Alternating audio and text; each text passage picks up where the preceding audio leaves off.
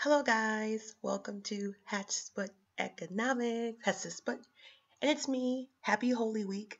I'm actually trying to squeeze some things in late night. I have so many messages from you guys, so thank you. And a big thank you to my two virtual assistants for pumping out my videos that I recorded like a week ago. But I definitely want to do this video. I want to say a disclaimer.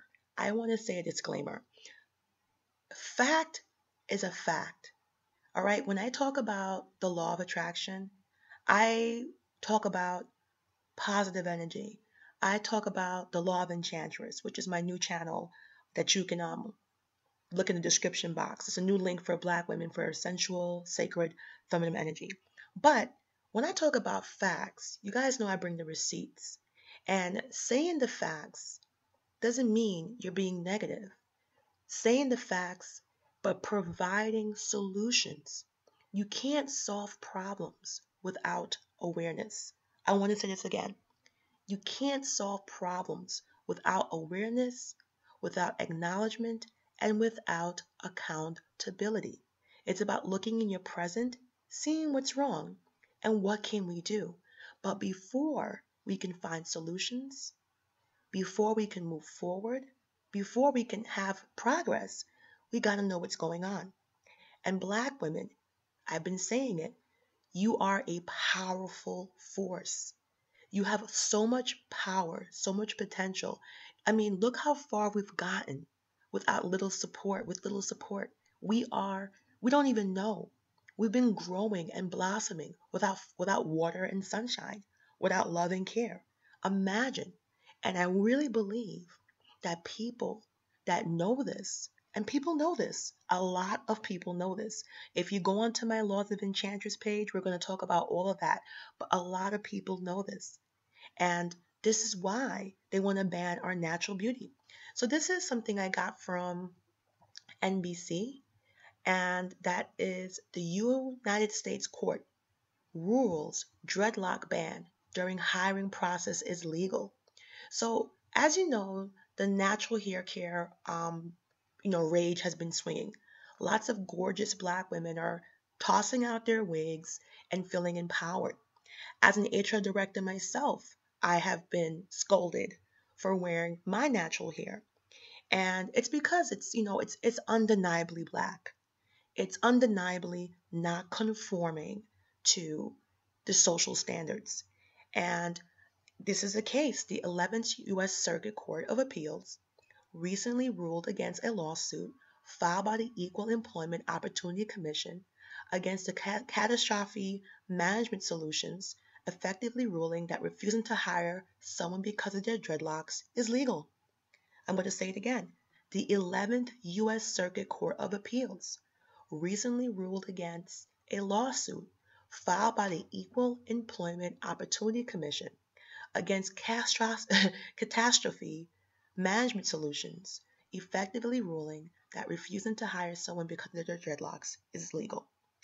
The lawsuit was filed by the EEOC on behalf of Chastity Jones, whose job offer was rescinded by Catastrophe Management Solutions, located in Mobile, Alabama.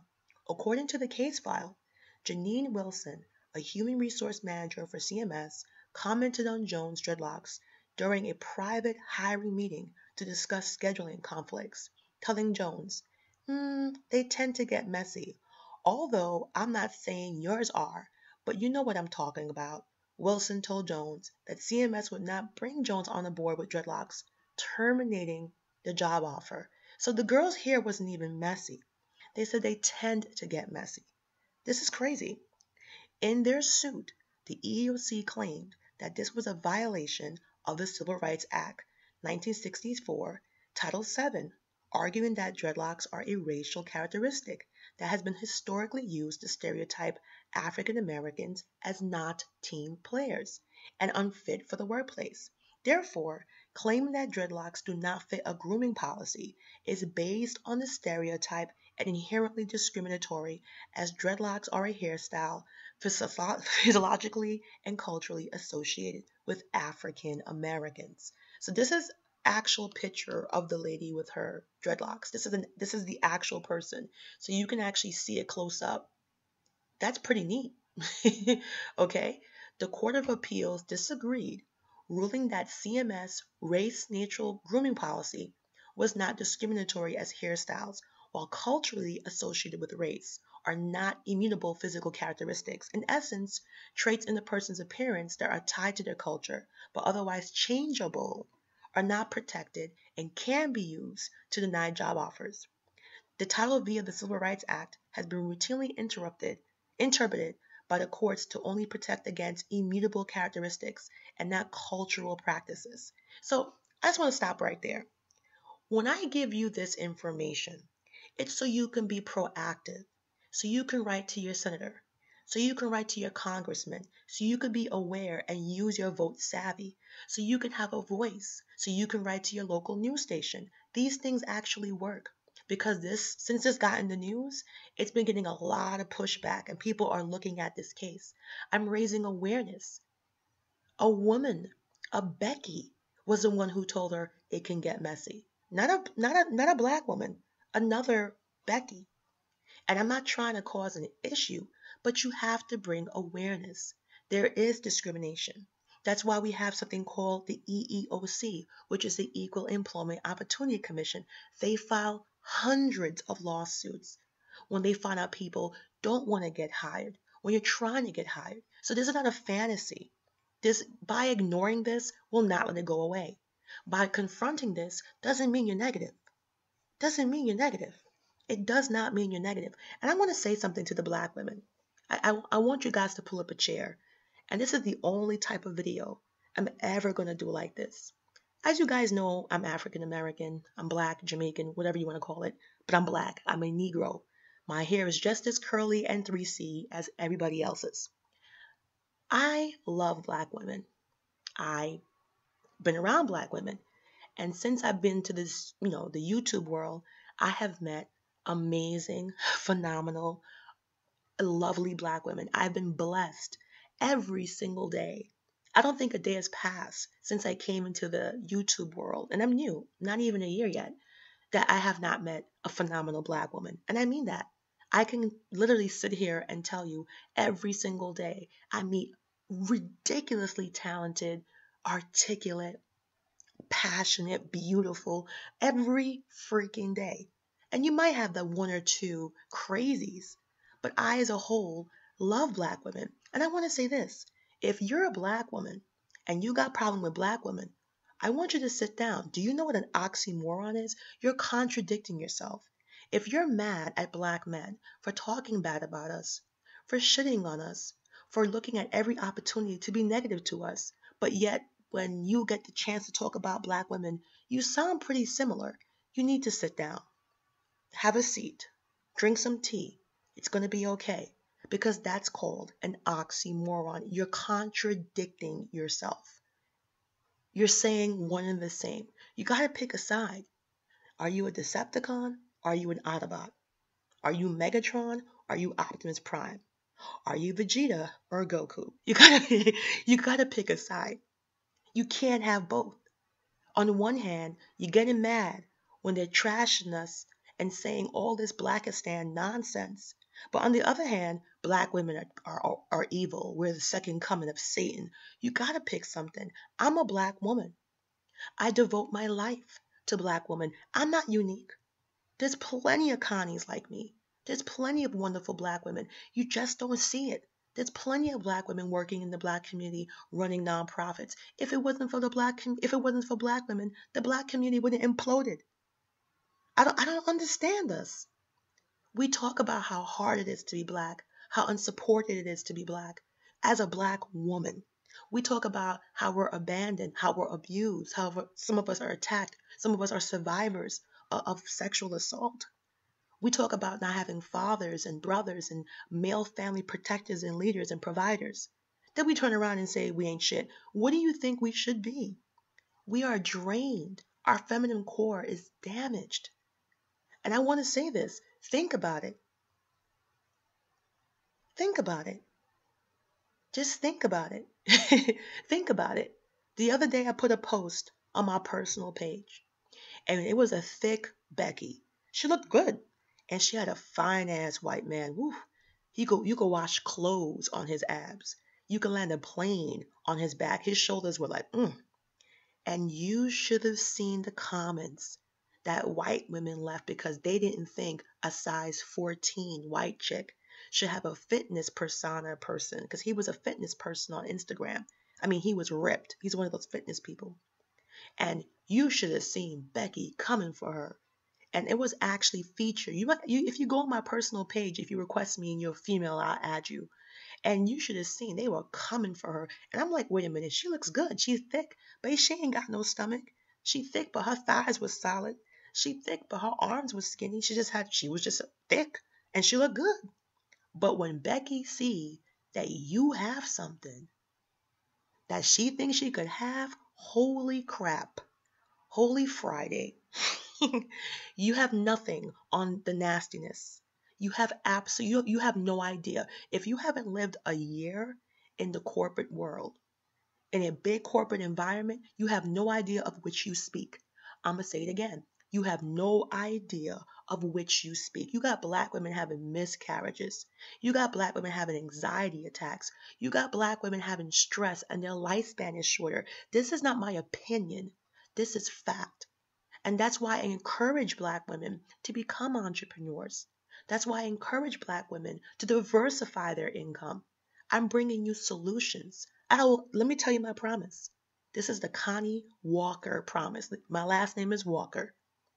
And I will never bring you an issue just to bring drama, just to get clicks, just to raise your blood pressure. I'm not about drama. I can easily tell you about cases and get you mad, hype, but that's not me.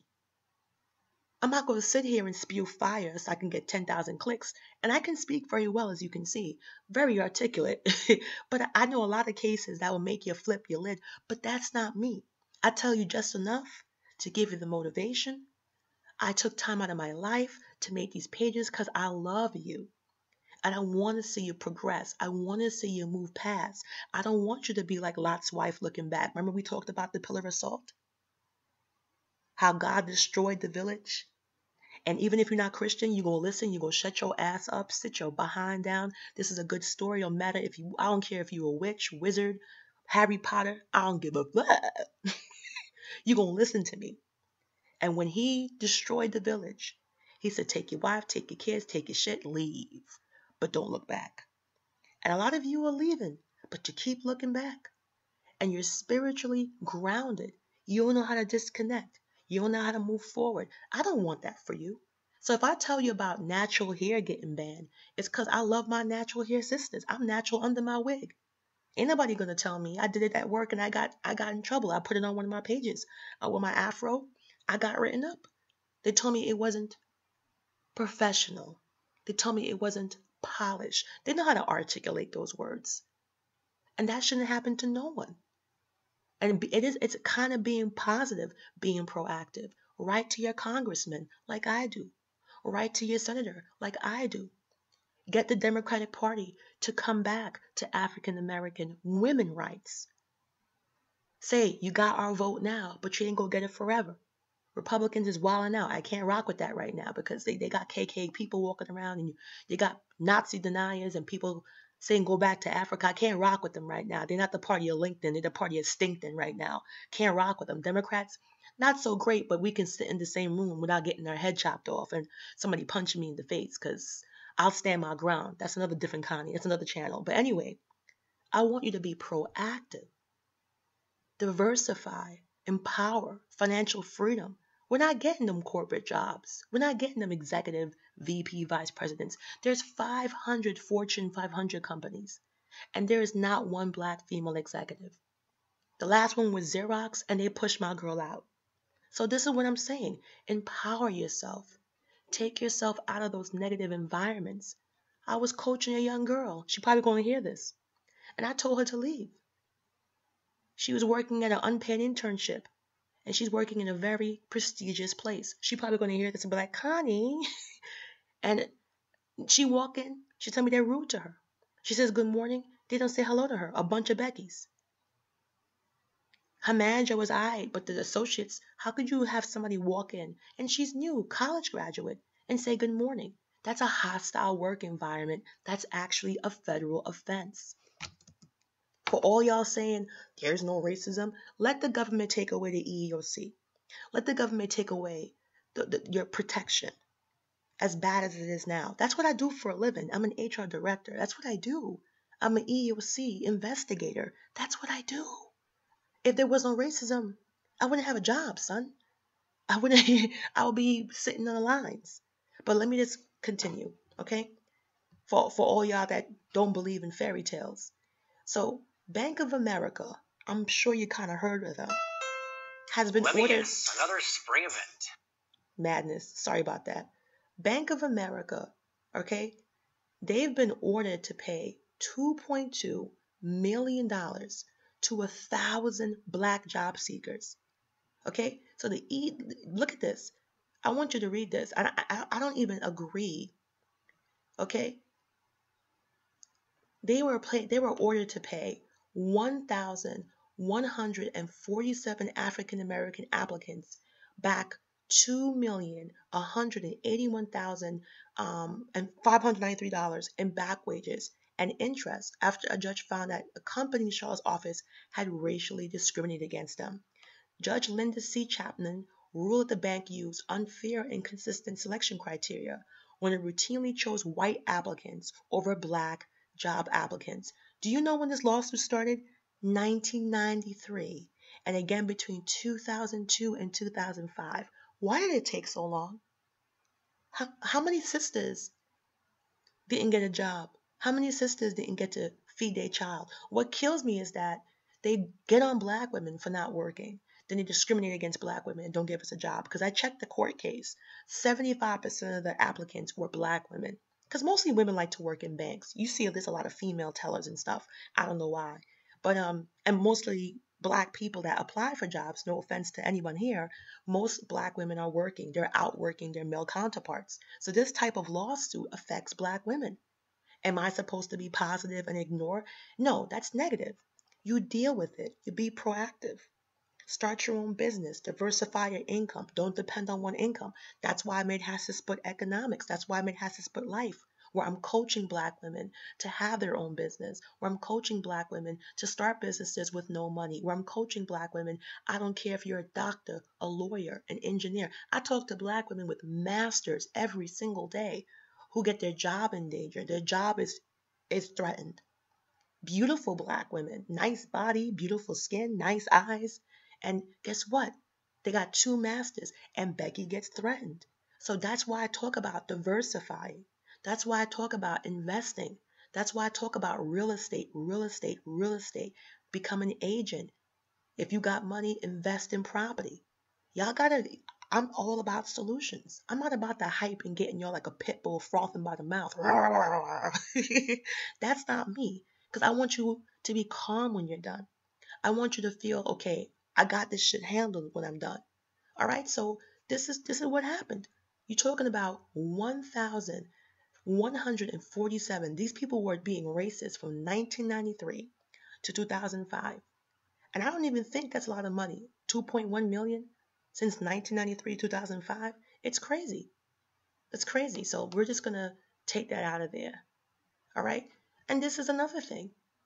All right? This is nothing protects black women from dying in childbirth. And this is something that concerns me because your girl Connie, hopefully I'll be getting married very soon. I'm seeing someone and I want to have a baby. As soon as I get married, I want to drop that egg.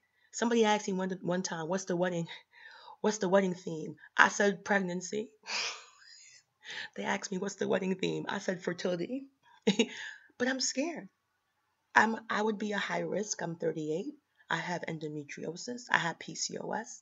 I'm scared because read what this says. Nothing protects black women from dying in pregnancy and childbirth. Not education, not income, not even being an expert on racial disparities in healthcare. So that I was a victim, me, Connie Walker, of racial disparities in healthcare. My condition could have been long diagnosed, but because I was a black woman, I gained 71 pounds in a year. I had hair on my boobs, hair on my chin, hair on my... I'm not talking about peach fuzz. I had so much excessive hair I look like your boyfriend. I had to shave twice a day. I gained 71 pounds in under a year. I was an active, healthy person. And even with all these symptoms, screaming, period missing, period skipping, my hair falling out, even with all these symptoms. Because what's scary is that you don't have to have every single symptom. Some women have no symptoms and have PCOS. But I had every single symptom. I gained 71 pounds in a year. I got so big, I had a doctor ask me if I was taking steroids. Who does that? Do I look like a fucking Jamaican sumo wrestler? Okoi. Do I like Street Fighter? Is my name E Honda, E Connie? Who wants to who wants to take that? I'm laughing. I don't want to wake my cat up because he's crazy. But I was discriminated against. Me. And I went to the best hospitals. I have a PPO. I had Blue Cross and Blue Shield. I have a great corporate company. My insurance was butters, son. And I went to NYU, I went to Columbia, I went to Lenox, I went to the top hospitals. Everyone told me I was okay. I thought I was going crazy. I was in pain. Then finally, I had a black female doctor. Her name was Dr. Princess Skyers. Dr. Skyers, if you hear this, you saved my life. And with her pushing me, I took an independent lab. I had to take an HIV test. I knew I didn't have HIV, but she told me that type of test will show every single hormone. It was an advanced HIV test that can show early antibodies for HIV. Because typically HIV shows up in 6 months, but this was a new revolutionary test that can show those antibodies right away. She told me that type of test will pick up the hormones. I did my research, I read. She was right. I paid about $675. So picture if I don't have the economic finances to just throw $675 on a lab test, because I threw that shit down immediately. And they found it. I had cancer levels. I had a tumor in my adrenal gland. I had damaged nerves. My PCOS and endometriosis was ravaging my body. But how many black women have the opportunity to do what I did? If you got 3 kids and you're a single parent, fuck it. You could be married and $700 could be too much for a lab. So it's real, guys. Look what happened to Serena. We almost lost our black queen. We almost lost the queen. She almost died in childbirth. Check out my video with Serena holding the baby. She almost died. They ignored her. She had blood clots in her lung. This is real. And we can raise awareness. I got a Democratic Party for Black Women page. I've been talking to Senator Harris. I've been talking to Judge Hatchett. I got big things coming. I'm doing a lot. But I want to see healthcare for black women. I want to see laws passed. I want to see hospitals closed that have low performing for black women in healthcare. I'm doing real shit. I'm not sitting here complaining. Wah, wah, wah. I'm proactive. I'm a ninja. I'm a fucking assassin. I see an issue, I go for it hard. Anyway, let me finish reading this article. Nothing protects black women from dying in pregnancy and childbirth. So I don't want to get all this. All right, at 36, Shauna had been part of their elite ranks. She's an epidemiologist at the Centers for Disease Control and Prevention, preeminent public health institution, U.S. There she had focused on trying to understand how structurally inequality, trauma, and violence made people sick. She wanted to expose how people's limited health options were leading to poor health outcomes, to kind of uncover and undo the victim blaming that sometimes happens when it's like poor people don't care about their health. All right, so this girl who died was actually the head of public health administration. She's a black chick. Okay, so this is her. She's dead. Look at this sister. Gorgeous. She died. Educated, working for the government. She's dead because she was neglected, not sick at all. Listen to this. In recent years, high rates of maternal mortality rates in the U.S. have alarmed researchers. One statistic has been especially concerning. According to the CDC stands for Center for Disease Control, black mothers in the U.S.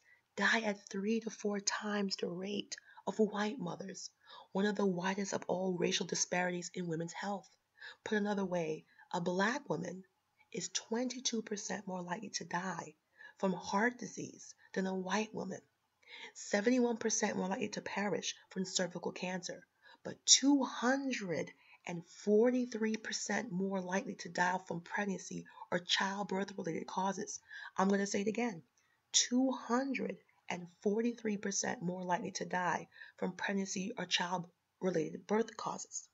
In a national study of 5 medical complications that are common causes of maternal death and injury, Black women were 2 to 3 more times likely to die than white women who had the same condition. I'm going to say it again. In a national study of 5 medical complications that are common causes of maternal death and injury, Black women were 2 to 3 times more likely to die than white women with the same condition. So this is Shalon Maureen Irving. She was a lieutenant commander in the uniform ranks of the United States Public Health Service, and she's dead. So if you're going to sit here and tell me, oh, don't talk about, no, this is real. This is a law of attraction. This is you paying attention, raising awareness, raising acknowledgement, and raising accountability, and making changes, moving forward. Okay, this shit is happening. What can we do? Contact your congressman, contact your senator, contact MSNBC, NBC, CBS, write letters, go to hospitals, go to meetings, go to open forums, talk to your hospitals. I did. I went to Presbyterian, I went to NYU, I did a freaking TED Talk. I did everything I could. And I'm still doing it. I'm still working with people behind the scenes because I love Black women. And I want you to love us too. I want you to look at your mother, look at your daughter. Don't wait until it's your best friend or your cousin or your mom or your sister or someone you love that dies that could have been avoided. Serena came so close and she's married to a white man. And she's Serena. And she almost died. So it's telling you the imbalance has persisted for decades. And in some places, it continues to grow. In New York City, for example, Black mothers are 12 times more likely to die than white mothers, according to the most recent data from 2001 to 2005. Their risk of death was 7 times higher. Researchers say the widening gaps reflect a dramatic improvement for white women, but not for Blacks. The disproportionate toll on African Americans and the main reason the US. Maternal mortality rate is so much higher than that of other affluent countries.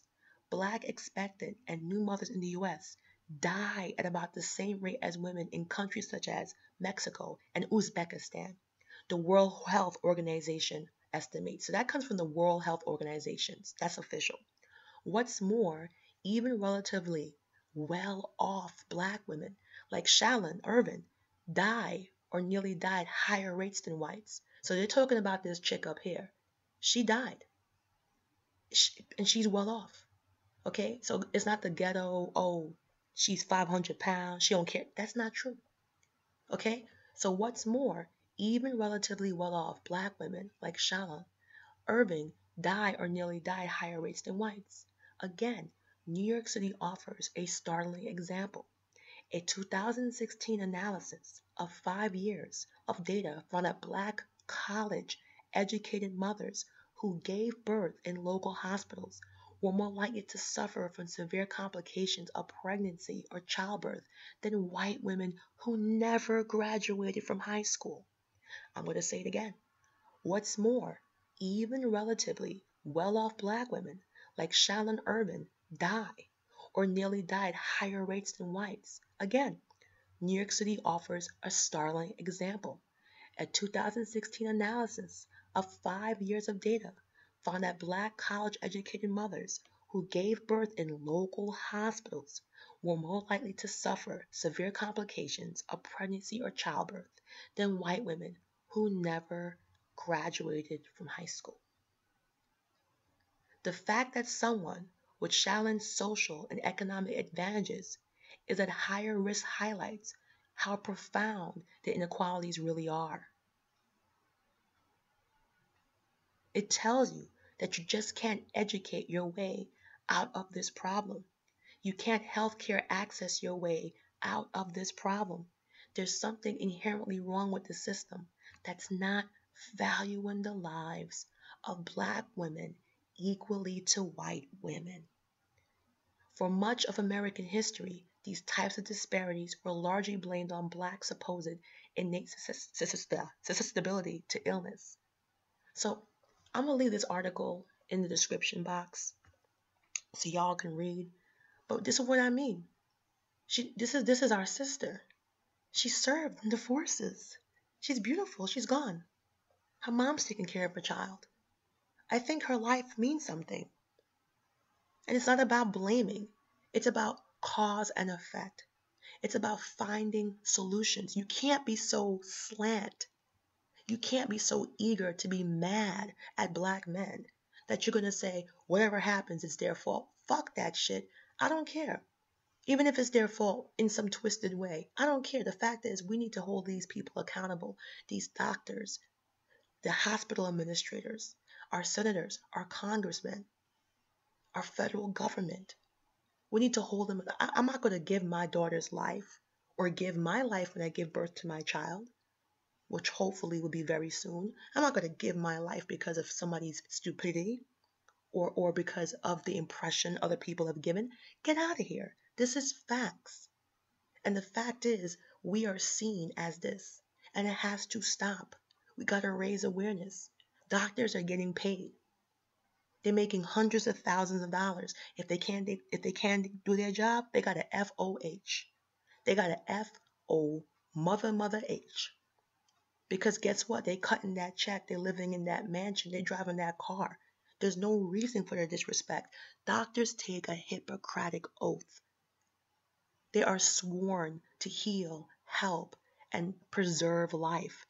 It's called a Hippocratic oath. And me giving birth is the most sacred act. It's me opening up my feminine temple. How dare you? And it's happened to me before. I'll get personal. I had surgery. I had septic shock. The doctor sewed me up with the tools inside. He sent my black ass home with tools inside. I had a seizure. I'm very lucky to be here. I've been neglected. I could show y'all the case. I haven't told anybody that. I don't know if I can say that. Okay? It's an active medical case. But I was neglected. Homeboy was 36 years old, surgeon, NYU, Dr. Levy. Look him up. And he forgot. And he forgot to give me antibiotics in my IV. Do I deserve that because of some twisted analogy? Should I have died? Would you like to have no Hatshepsut economics, no Hatshepsut life, no best weight loss page, no Enchantress page? Did I do some type of matrix karma where I did something bad before I was born? Absolutely not. There is no excuse for the neglect of black women at the hands of highly paid hospital professionals. I'm going to say it again. There is no excuse. And we have to hold them accountable. We have to raise awareness. We have to talk about it. We got to get the news networks to talk about it. When we vote, we got to say, hey, this is the number one concern for us. What are you going to do as a candidate? What are you going to do? Hold our vote, hold our money, hold our buying power? We can do that. We can make a change. We can protect our daughters. We can protect our sisters. We can protect our mothers, our aunts, our cousins, all the females that we love. We can protect them. There are solutions. There are nonprofits. If you're interested, ask me, because I'm actually working on this platform. Because this means a lot to me. I shouldn't be terrified to have a baby in my own country. I shouldn't be considering going to another nation, which I am, to have a baby. It's crazy. Anyway, next one. So this is job discrimination against black women. So what you have to understand is that as someone that works in the EEOC, some of the other discriminations we see are pregnancy. And we see the age discrimination, which is huge right now. I don't know why. They don't like to hire people over 40. And then we have the pregnancy and family discrimination, where they don't like to hire moms and people who are visibly pregnant or people that they think that might be getting pregnant. Oh, you just got married, you just got engaged. These are all things that happen with the EEOC, which is the Equal Employment Opportunity Commission. It's the federal government. And they don't like to hire veterans either. They don't like to hire women. Women have discrimination cases. We saw the Me Too movement. So while we can believe white people movement, we can believe the Me Too movement when it comes to Becky, but you're in disbelief that there are disparities that affect you. Or even if it does, let's blame. No. Why I refuse to empower anyone to harass me and treat me in a hostile way. So you're giving people green cards to abuse you? Not me, son. I don't care what the fuck somebody else did 10,000 years ago. That's not me. You won't treat me and respect me for the person I am today. I demand that. And that's law of attraction. That's my confidence. I demand to get what I give, which is respect, which is integrity, which is dignity, which is honor. That's what I give. So this is the status of Black women in the United States. It's beautiful. It's about 97 pages and it is exquisite. It covers political participation, employment and earnings, work and family, poverty and opportunity, health and well-being, violence and safety, recommendations, which are solutions. It tells you what we should do to help, okay? And it gives you all of it. If you want, you can actually get a summary. It tells you where the data was extracted. It's actually beautiful. I printed this out and I was passing it around. It's basically a PDF book. So I strongly suggest that you guys print this out, share it amongst your circles. It's great. It talks about a lot of stuff and it's just really beautiful. And it talks about how Black women are integral to the well-being of their families, their communities, and the nation as a whole. Through their work, entrepreneurship, caregiving, and political participation, and more, Black women have created opportunities for themselves and their families and improving the U.S. economy and society.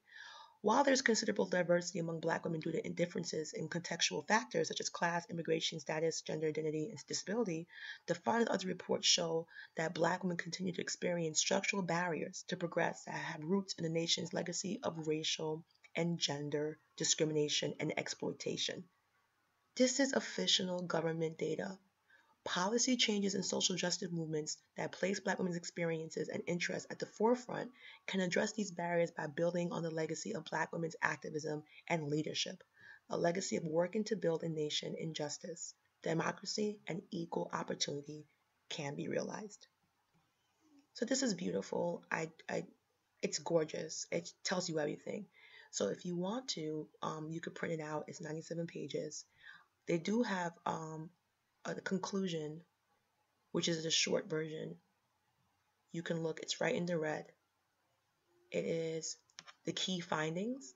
So the key findings basically sum up the entire report. So the key finding is on one page. So if you don't want to read the whole thing, it's page 10 out of 97. I'm going to say it again, page 10 out of 97. And it talks about all the key findings. It kind of like summarizes it really short. So I definitely think you should give this to your daughter, give this to your mom.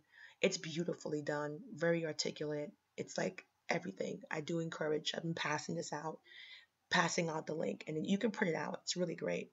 And it's great. It shows you how important we are to the economy, how important we are to our communities.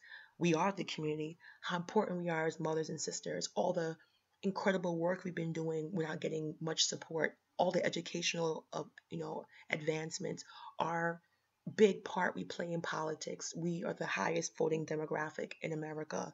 We are the highest working demographic.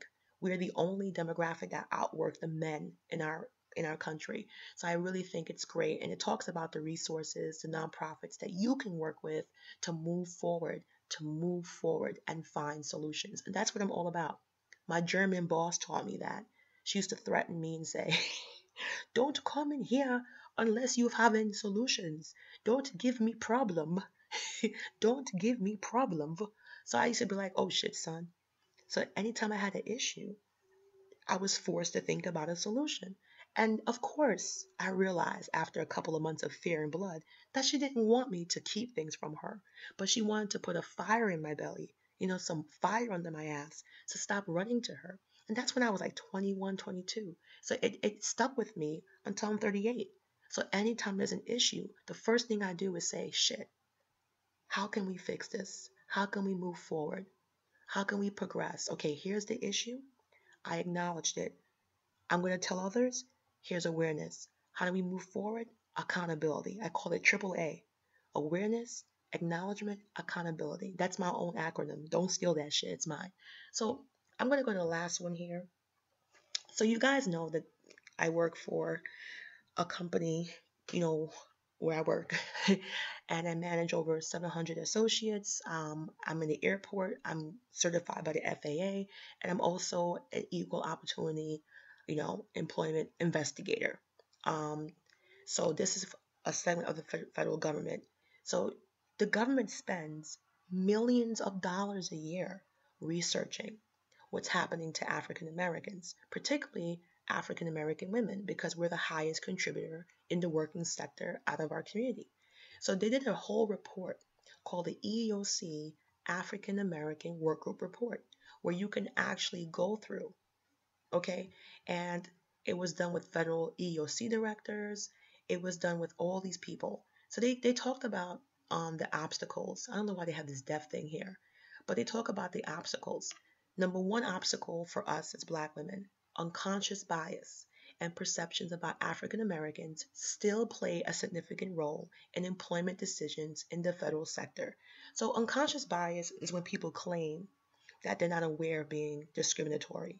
It's so deeply rooted in our society. Like Black people like watermelon, Black people like fried chicken, grape soda, orange soda. That's like an unconscious bias. It's not something supposedly intentional, but it's just so deeply ingrained. But it affects your thinking. All right. So they talk about the background, issues identified by dialogue partners, and then recommendations. So they talk about recommendations, things that they can do to fix the problem. So you can read this. This is good. Obstacle 2 was African Americans lack adequate mentoring and networking opportunities for higher level in management. So even when you make it to a high level, there seems to be a black tinted ceiling because you need someone to cape for you. And even if they have someone there, white people like to hook up white people. It's just a natural thing. Puerto Rican, Puerto Rican, Indian, Indian. It's a natural social thing. But the extra stigma is the stigma we have as Black women, as being angry, bitchy. And that's why it's not really helpful when you come on to my channel where I'm doing so much to help from my heart and I don't want anything in return. You're telling me Black women are bitches. Like, you kind of want to say that to Connie. You kind of want to go to another channel.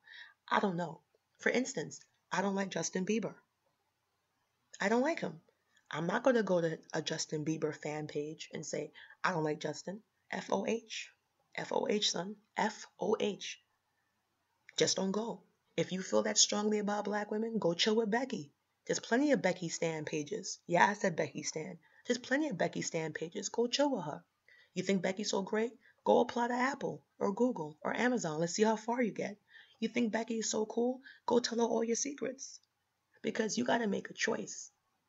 You can't say that we're this and that and then get mad when other people say it. You got to pick a side. Decepticon, Autobot. And I mean that. I mean, I'm not unique. There's plenty of Black women doing more than me, running nonprofits, running their churches, being a mother to other people's kids, foster kids. You got grandmothers raising their daughter's kids because their daughter act a fool. You got people raising other people's children and loving them and guiding them and sending them off to college. Come on. Don't be that poisoned against yourself. And this is not about blaming white people. We don't have the power in those economic financial circles. We just don't have that suppression or we just don't got it. There's a reason why the EEOC exists. So anyway, obstacle 2, mentoring. That's why I made Hatshepsut Economics. Obstacle 2, networking. That's why I made Hatshepsut Life. I'm about that life. Hatshepsut. That's why we have this channel.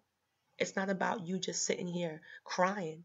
It's about you taking chances, making better informed decisions, diversifying, increasing your odds for success, moving forward. What's negativity? Suppose there's a pond, right? And it got mad alligators, son. Is positivity me keeping my black mouth shut and watching my sister cross that pond? I know them alligators gonna yam her behind. I know them alligators gonna munch her ass. No. Positivity is saying, your sister, come here. I don't think that's a good look, son. Why not? I don't know why, but there's mad alligators. Their teeth is mad sharp. They got fronts too. Really? Yeah, they got fronts. They must have went to Jared's. You might want to take the bridge, sister. Take the bridge. Come with me. We'll be safe together. That's what I'm doing. I want y'all to avoid the motherfucking alligators. I want y'all to take the bridge with me. I want y'all to be safe. Be aware. I love you. Have you never been loved before? Have you never had no one look out for you? This is positivity. A sister's looking out for you. Now, drama would be like, yo, son, there's alligators in that water. Yo, she put that shit. Let's go jump her. Let's go jump her. That's not solving the problem. We still got to find a way to get around. We still got to find a way because we're trying to get over to the other side, right? Take the bridge, son. Make sure we're safe. What's the use to avoid the alligators? If you go fight somebody raw, that person might have a gun. They had alligators. I'm so crazy. But again, this report, I like it because it talks about the obstacles. It talks about the issues identified and then recommendations, which is solutions. So every single obstacle, every single issue has a recommendation. So what we can do to move forward. Again, insufficient training and development assignments perpetuate inequalities in skills and opportunities. So basically putting Black people into jobs where they have broken systems. So what if I'm a manager for McDonald's, but all my associates don't respect me? Or my supervisor above me doesn't want to communicate with me? It's not going to work. It's not going to work. All right. So again, they talk about solutions. Narrow recruitment methods negatively affect African Americans. So using zip codes or targeting areas with low populations of Black people, then asking for overqualifications. Overqualifications mean the job requires an associate's, but you're asking for a PhD. By going to a predominantly white area and asking for excessive education that's not paramount, you can almost guarantee you're not going to get a person of color. So yeah, stuff like that. So again, it talks about the obstacles. It gives background. It talks about the issues. And then it makes a recommendation. That's how Connie thinks. So you can take a look at this. It's really cool. And here's all the citations. Here's all the facts. Here's all the court cases. All right, so you talk about science cases, Harvard Law Review, Harvard. Okay, we talk about the Journal of Black Studies, and this comes from the EEOC. This is official government data. Is the government being negative because they're acknowledging racism? No, the government's being proactive. They want us to get better. Well, I don't know if they want us to, but the laws are there for us to take advantage of and for us to get behind it. If you don't like something that's happening in any political party and you're part of that party, what are you doing? What are you contributing? What are you doing to make changes? There's a lot of things I don't like in the Democratic Party, a lot. But I know there's a way and a path for me to speak up, raise my voice, put the fear of life and God into these people. Because say I ain't voting for you, I'll make sure my whole fucking county don't vote for you. That's how you get shit done. You got to stick together as a collective and see which party is going to give you the best package. Healthcare disparities, advantages in tech, grants for healthy foods in supermarkets. Everybody else is getting. We want the same advantages everybody else is getting. And that's it. And that's called moving forward. That's called progress. That's called we can do it. And yes, we can. And yes, we will. Negativity is me pointing shit out with actually no intention of solving the problem. No intention of wanting to get beyond that point. I just keep talking about it, talking about it, talking about it. No solutions. I run several pages for empowerment, economics, and finance, and coaching, and uplifting. I don't know. And I'm not an oddity. I can sit here and I will do another video talking about all the Black women who are doing so many things, running nonprofits, running businesses, entrepreneurs, educating, coaching, training, volunteering, homeless shelters, I can go on forever. So that's it. I just want to make this video and talk about, the love of Black women. Talk about, you got to pick a side. Are you an Autobot or a Decepticon? You can't get mad when people shit on us, then you want to turn around and shit on us the same way. It don't work like that. That's kind of crazy. It's kind of crazy, right? So, anyway, blessings. Happy Holy Weekday. Have a blessed Easter. Have a blessed Easter vigil. I'm a Catholic Christian, so, happy holidays to all my Catholic Christian. Happy Holy Resurrection. Happy Holy Easter vigil for my Catholics. And that's it. Thank you for listening. Bye bye.